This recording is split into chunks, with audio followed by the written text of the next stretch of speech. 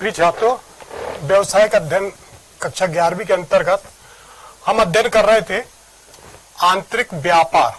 तो आंतरिक व्यापार क्या है, पूर्व में बताया था कि जो ऐसे व्यापार या व्यवसाय जो एक देश की सीमा के भीतर किए जाते हैं वो आंतरिक व्यापार कहलाते हैं। जैसे कि उदाहरण के लिए यदि भारत देश के अंदर एक व्यापारी के द्वारा दूसरे प्रदेश में व्यापार किया जाता है, जैसे मध्य प्रदेश से उड़ीसा या कलकत्ता या बंगाल, तो यहाँ पर जो एक प्रदेश से दूसरे प्रदेश में जो व्यापार किया जाता है वो आंतरिक व्यापार कहलाता है, अर्थात एक देश की सीमा के भीतर। अब यह आंतरिक व्यापार जो है वो दो प्रकार का होता है। पूर्व में बताया था, एक फुटकर व्यापार होता है, दूसरा थोक व्यापार होता है। तो थोक व्यापार क्या है? थोक व्यापार वो व्यापार है जिसमें कि एक व्यापारी जो है उत्पादनकर्ता से या निर्माता से इकट्ठी मात्रा में माल को खरीदता है और उसको विभिन्न इकाइयों में वर्गीकृत करके फुटकर व्यापारियों को बेचता है। वहीं दूसरा जो प्रकार बताया था फुटकर व्यापार, फुटकर व्यापार क्या है? जिसके अंतर्गत थोक व्यापारी के माध्यम से फुटकर व्यापारी माल को खरीदता है और उपभोक्ता तक पहुंचाता है। अब यहाँ पर हम फुटकर व्यापार के बारे में और विशेष तौर पर जानेंगे। तो फुटकर व्यापार जो होता है वो दो प्रकार का होता है। एक तो ये जो हम यहाँ पर बता रहे हैं आपको, भ्रमणशील फुटकर व्यापार, और दूसरा जो होता है इसमें स्थायी दुकान से व्यापार, स्थायी दुकान वाला व्यापार। तो यहां हम पहले देखते हैं कि भ्रमणशील फुटकर व्यापारी क्या है। तो भ्रमणशील फुटकर व्यापारी वो व्यापारी है जो कि घूम घूम कर एक स्थान से दूसरे स्थान तक पहुंचकर जो है माल को बेचता है, अर्थात उपभोक्ता के पास स्वयं वो माल लेकर पहुंचता है। तो ये जो है फुटकर व्यापार की सबसे पुरानी प्रणाली है जिसमें एक व्यापारी अपने माल को एक निश्चित स्थान पर नहीं बेचता, बल्कि स्थान स्थान, जगह जगह, गांव गांव, शहर शहर घूम घूम कर माल को वो बेचता है। और यहाँ इसकी एक विशेषता यह भी है कि यदि आवश्यकता पड़ती है तो वो अपने व्यवसाय को बदल भी लेता है। अर्थात आज मान लीजिए वो कपड़े वगैरह की फेरी करता है, कपड़े वगैरह बेचने का काम करता है, तो कल को दूसरा व्यवसाय बदल लेता है, किचन से जुड़े हुए विभिन्न मटेरियलों को बेचने का काम शुरू कर सकता है या जूते चप्पल वगैरह बेचने का काम कर सकता है। अर्थात भ्रमणशील फुटकर व्यापारी के अंतर्गत यहाँ पर व्यवसाय की कोई एक निश्चितता नहीं है, वो अपनी आवश्यकता अनुसार जो है वो व्यवसाय को बदलता रहता है। अब फुटकर व्यापार के जो विभिन्न स्वरूप हैं वो है, नंबर 1 फेरी वाले व्यापारी, दूसरा पटरी वाले या सड़क पर बैठने वाले, या तीसरा माल मेलों या हाटों के साप्ताहिक बाजार के व्यापारी। तो फेरी वाले व्यापारी क्या है? फेरी वाले व्यापारी जो है जो घूम घूम कर माल को बेचने का काम करते हैं, घूम घूम कर माल को बेचते हैं। तो आमतौर पर हम देखते हैं कि हम अपने ग्रामीण क्षेत्रों में या शहरी क्षेत्रों में, कॉलोनियों में, मोहल्लों में जो है साइकिल पर या ठेले पर विभिन्न प्रकार की हमारी जरूरत की, आवश्यकता की चीजों को रखकर जो है फेरी के माध्यम से घूम घूम कर माल को बेचते हैं, वो फेरी वाले व्यापारी कहलाते हैं। फिर दूसरा है पटरी या सड़क पर बैठने वाले व्यापारी। हम अपने आसपास रोडों में देखते हैं या पटरी के किनारे देखते हैं कि हमारी जो बहुत सारी आवश्यकता की वस्तुएं जो है वो रोजाना उनको लेकर बैठते हैं और वहीं से वो व्यापार को करते हैं। तो इस प्रकार से ये दूसरे जो हो गए पटरी या सड़क पर बैठने वाले व्यापारी। फिर तीसरे मेलों या हाटों के साप्ताहिक बाजार के व्यापारी। मेलों में लगाते हैं जो दुकानें बर्तनों की, कपड़ों की, विभिन्न प्रकार से जूते चप्पलों की, या बहुत सारी हमारी रोजाना आवश्यकताएं जो रोजाना की वस्तुएं हैं उनके उपयोग की वस्तुओं को जो व्यापार करते हैं। तो मेलों में या हाटों के साप्ताहिक बाजार के व्यापारी, जैसे ग्रामीण क्षेत्रों में वीकली मार्केट भरता है, तो सब्जी भाजी की या कपड़ों की, जूतों चप्पल की और भी जो विभिन्न प्रकार की हमारी आवश्यकता की वस्तुएं हैं तो उनकी जो है दुकानें वो लगाते हैं। तो इस प्रकार से फुटकर व्यापार जो है वो यहाँ पर 3 रूपों में किया जाता है। फेरी के रूप में, पटरी या सड़क पर बैठने वाले व्यापारी उनके द्वारा, और साप्ताहिक बाजार या मेलों या हाट के अंतर्गत। तो ये दूसरा जो है स्वरूप जो है यहां पर स्थायी दुकान के व्यापारी। अब स्थायी दुकान के व्यापारी कौन है? वे व्यापारी जो वस्तुओं की बिक्री एक स्थायी या निश्चित दुकानों से करते हैं, अर्थात एक निश्चित उनकी स्थान होता है, उस निश्चित स्थान से, उस दुकान से जो है वो स्थायी रूप से व्यापार करते हैं। तो स्थायी या निश्चित दुकानों के अंतर्गत जब ये व्यवसाय करने का निश्चय कर प्रारंभ कर देते हैं तो उसके बाद उसमें परिवर्तन करना आसान नहीं होता। अर्थात एक बार जो निश्चित दुकान पर, निश्चित दुकान के अंतर्गत निश्चित व्यवसाय को करना ये प्रारंभ कर देते हैं, उसमें वो पूंजी लगा देते हैं, तो उसमें बाद में परिवर्तन करना आसान नहीं होता। तो यहाँ पर जो भी स्थायी दुकान के अंतर्गत जो भी व्यापार व्यवसाय किया जाता है वो बहुत सोच विचार कर किया जाता है। और यहाँ पर जो स्थायी व्यापारियों को जो है दो भागों में बांटा गया। नंबर एक तो लघु स्तरीय फुटकर व्यापारी, दूसरा दीर्घ स्तरीय फुटकर व्यापारी। तो यहां पर पहले हम देखते हैं लघु स्तरीय फुटकर व्यापारी क्या है। तो लघु स्तरीय मतलब छोटे स्तर के, इसमें जो है कम पूंजी लगाकर ग्राहकों को निकट के स्थान पर व्यापार करते हैं। तो लघु स्तरीय फुटकर व्यापारी वो व्यापारी हैं जो बहुत कम पूंजी में अपना व्यापार व्यवसाय करते हैं, लेकिन ऐसे स्थान पर करते हैं जहां उपभोक्ताओं की मात्रा ज्यादा होती है, जहां पर उपभोक्ता उस वस्तु का उपभोग करते हैं। तो ग्राहकों के निकट के स्थान पर ये व्यापार करते हैं। ये जो है निम्न प्रकार के हो सकते हैं, जैसे स्टॉल वाली दुकान, जैसे चाय की हो गई, चाय, ब्रेड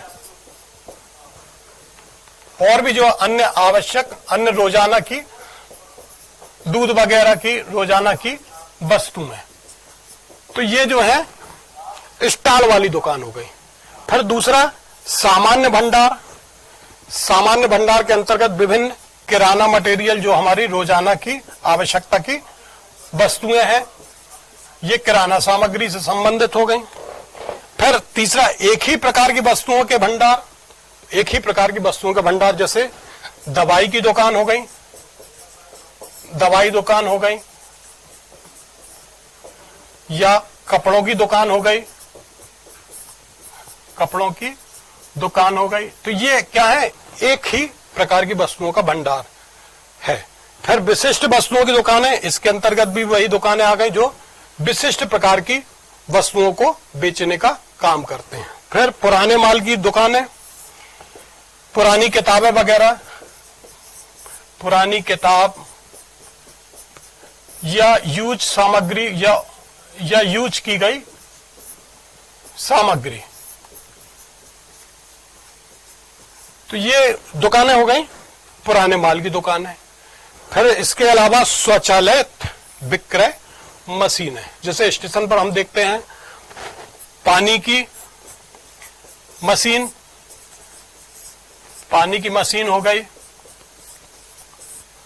दूध वगैरह की, दूध या अन्य वस्तुएं हो गई, जिसमें स्वचालित विक्रय मशीन, अर्थात जिसमें यहां पर विक्रेता की सामने जरूरत नहीं होती। एक निश्चित अमाउंट हम जो उसमें डालते हैं और उस अमाउंट के हिसाब से हमें जो है सामग्री प्राप्त हो जाती है। तो जैसे स्टेशनों में हम देखते हैं आपकी प्लेटफॉर्म की टिकट हो गई, या पानी की मशीन हो गई, दूध वगैरह या अन्य आवश्यक सामग्रियां हो गई जो हमें सीधे सीधे उसी रूप में प्राप्त हो जाती हैं।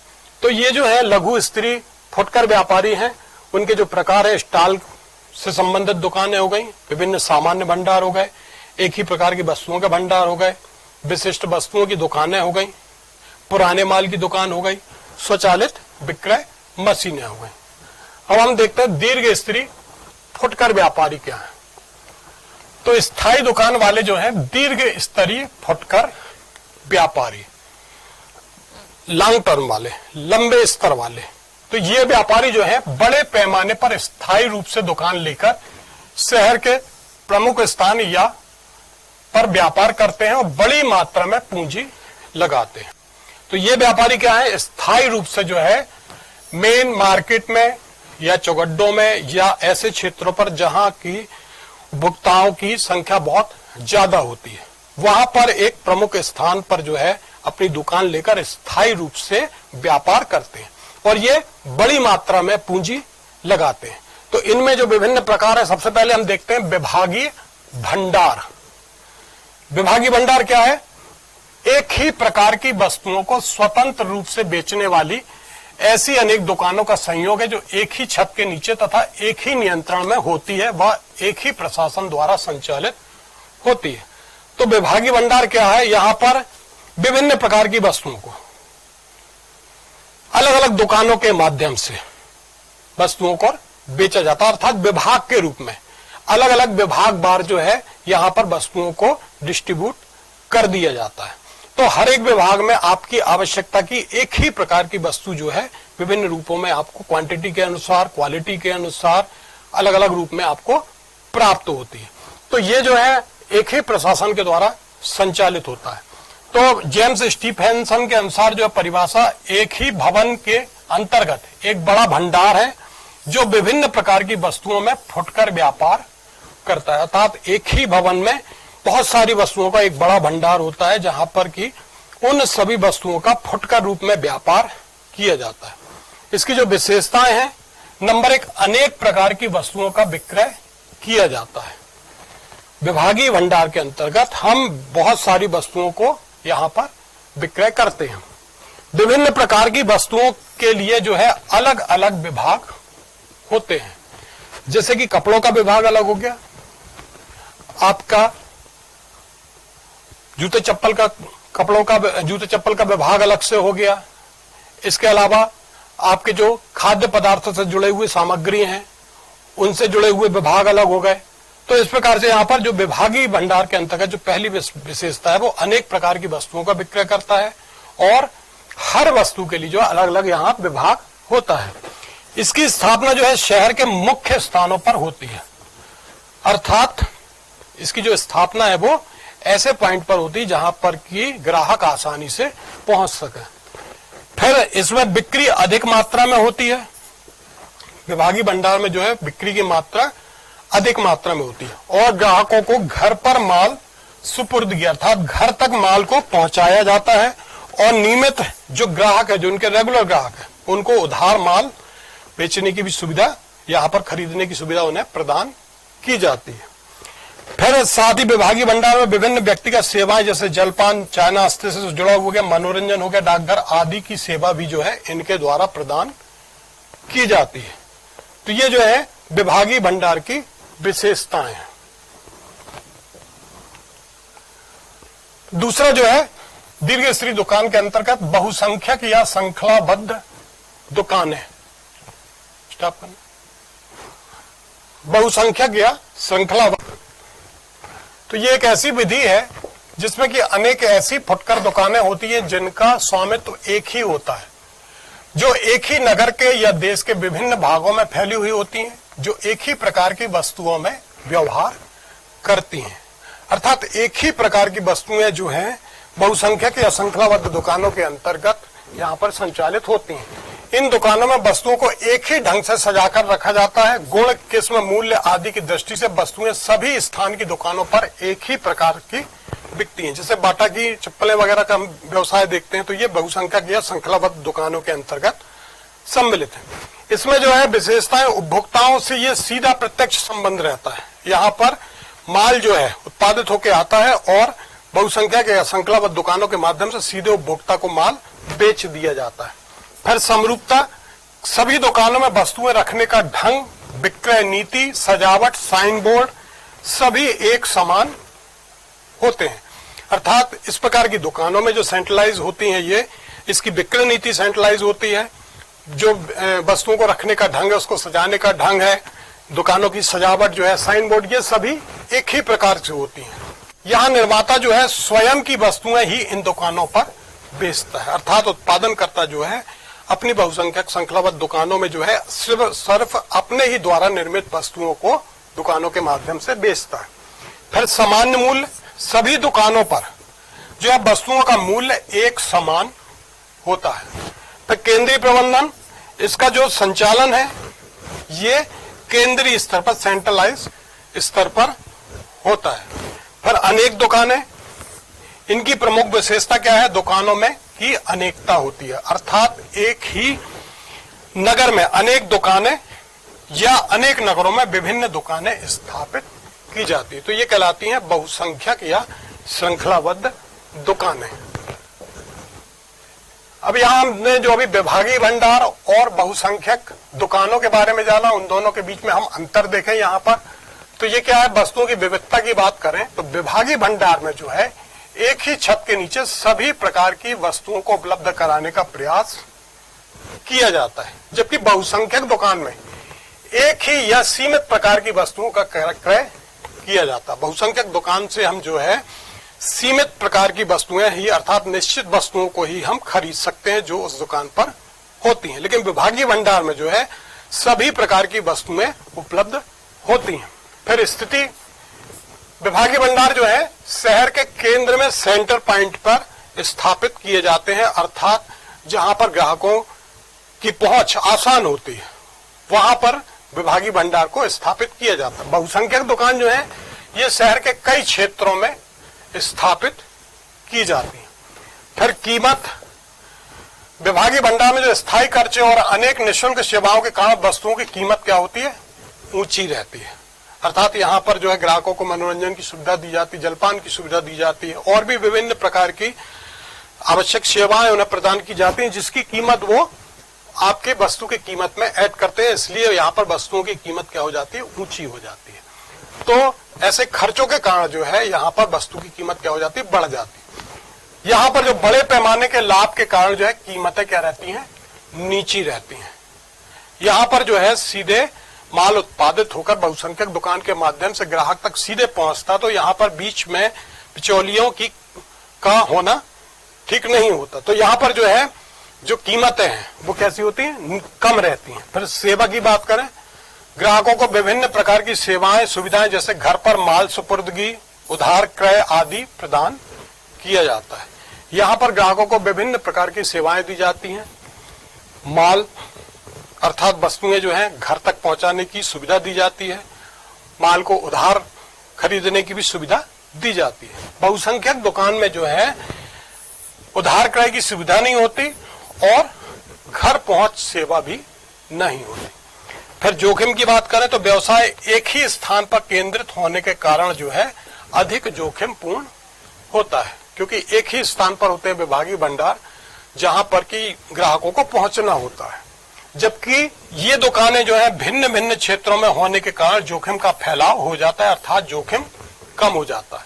अर्थात एक प्रकार से यहाँ हम माने कि बहुसंख्यक दुकानें जो है ग्राहकों के ज्यादा निकट हो जाती हैं, उनके नजदीक तक पहुंच जाती हैं, तो ऐसी स्थिति में उनकी बिक्री की मात्रा ज्यादा होती है। तो बिक्री की मात्रा ज्यादा होने से यहाँ जोखिम कम हो जाता है। तो ये कुछ प्रमुख अंतर थे, विभागीय भंडार क्या है और बहुसंख्यक दुकानें, इनके बीच में अंतर। इसके बाद हम देखते हैं तीसरा बिंदु जो है विशेषाधिकार, या जिसको हम फ्रेंचाइजिंग बोलते हैं। तो फ्रेंचाइजिंग क्या है, किसी भी प्रकार की विशिष्टता लिए हुए वस्तु या सेवा का उपयोग करने का अधिकार किसी दूसरे व्यक्ति को सौंपना, देना, वो फ्रेंचाइजिंग के अंतर्गत कहलाता है। तो विशिष्ट क्षेत्र का प्रतिष्ठित वस्तु निर्माता किसी दूसरे क्षेत्र में किसी व्यक्ति या व्यक्तियों के समूह को उसी वस्तु का उत्पादन करने का विशेष अधिकार देता है। इसमें क्या है, जो वस्तु निर्माता जो है, जो सेवा निर्माता है, जो उसका निर्माण कर रहा है, वो अपने अधिकार क्षेत्र का प्रयोग करने का अधिकार दूसरे को प्रदान करता है। इसमें जो है उत्पादित करने का केवल उसे ही अधिकार प्राप्त है। इसे फ्रेंचाइजिंग दाता जो है अपने व्यापार चिन्हों को प्रयोग करने का अधिकार विशेष प्रतिफल भुगतान के बदले प्रदान करता है। तो यहाँ उत्पादनकर्ता जो है वो अपने उत्पादन के अधिकार, प्रयोग उत्पादित करने का जो अधिकार है और जो उसका ट्रेडमार्क है, व्यापार चिन्ह, उसको प्रयोग करने का अधिकार जो है वो दूसरे व्यापारी को प्रदान करता है और उसके बदले में जो है एक निश्चित प्रतिफल जो है भुगतान के रूप में वो प्राप्त करता है। तो विशेषताओं से उसको हम और समझेंगे, जैसा कि विशेषाधिकार देने वाला एक विशिष्ट उत्पाद, पेटेंट या प्रतिष्ठा सेवा चिन्ह पर अपना अधिकार रखता है। यहाँ पर जो है जो फ्रेंचाइजिंग का अधिकार देने वाला है अगले को, वो उस उत्पादन पर, उस पेटेंट पर या उस प्रतिष्ठा सेवा चिन्ह पर जो है वो अपना अधिकार रखता है। फिर विशेषाधिकार प्राप्तकर्ता जो है शुरू में एक निश्चित भुगतान व बाद में नियमित रूप से लाइसेंस फीस या निर्धारित कमीशन देता रहता है। यहाँ पर जो है ये फ्रेंचाइजिंग का जो राइट प्राप्त करने वाला है वो प्रारंभ में जो है एक निश्चित राशि का भुगतान करता है और बाद में जो है नियमित रूप से एक मंथली लाइसेंस फीस के रूप में या निर्धारित कमीशन के रूप में जितना माल उसने उत्पादित किया उसके एवज में कमीशन जो है विशेषाधिकार जो दाता है फ्रेंचाइजिंग प्रदान करने वाला उसको प्रदान करता रहता है। फिर विशेषाधिकार दाता जो है विपणन में सभी प्रकार से सहयोग प्रदान करता है। मार्केटिंग में माल को बेचने से संबंधित जो भी आवश्यक सहयोग होता है यहाँ पर जो है फ्रेंचाइजिंग दाता जो है वो यहाँ पर विशेषाधिकार प्राप्त करने वाले को सहयोग प्रदान करता है। फिर विशेषाधिकार प्राप्तकर्ता जो है ये व्यवसायिक क्रियाओं की विभिन्न विधियों से संबंधित कंपनी की नीतियों को मानना अनिवार्य होता है। यहाँ पर जो फ्रेंचाइजिंग प्राप्त करता है उसको जो है व्यवसायिक क्रियाओं के संबंध में कंपनी की जो नीतियां हैं उनके हिसाब से उसको उत्पादन करना होता है, उनकी नीतियों को यहाँ पर उसको मानना होता है। तो यहाँ ये हमने जाना यहाँ पर कि विशेषाधिकार क्या है और फ्रेंचाइजिंग क्या है। इसके बाद अगला जो है इसमें सुपर बाजार। सुपर बाजार क्या है? सुपर बाजार मिश्रित व्यवस्था के अंतर्गत एक दीर्घ स्तरीय फुटकर व्यापार संस्था होती है जो विभागीकृत प्रणाली पर संचालित की जाती है। इसमें अनेक प्रकार की वस्तुओं की बिक्री स्वयं सेवा के आधार पर की जाती है और जिसमें कम मूल्यों के प्रलोभन को प्रयुक्त किया जाता है। तो सुपर बाजार क्या है? यहाँ पर एक दीर्घ स्तरीय फुटकर व्यापार संस्था है जो कि अन्य अलग अलग विभागों के रूप में यहाँ पर संचालित होती है। हर एक विभाग में यहाँ पर जो बिक्री जो है स्वयं सेवा के आधार पर होती है, अर्थात हम स्वयं वहां जाते हैं, उन विभाग में जो भी हमारी आवश्यकता की वस्तुएं हैं उनको हम स्वयं उठाकर अपनी थैली में रखते हैं और फिर काउंटर पर लाकर बिल जमा करते हैं। तो ये स्वयं सेवा पर आधारित होती है। सुपर बाजार की जो विशेषता है वो क्या है?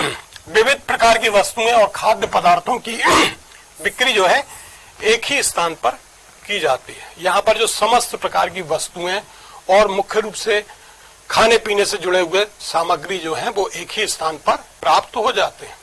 दूसरा जो है इसका विशेषता, इसमें स्वयं सेवा सिद्धांत पर बल दिया जाता है। स्वयं माल को यहाँ पर खरीदना, तो स्वयं सेवा सिद्धांत पर बल दिया जाता है।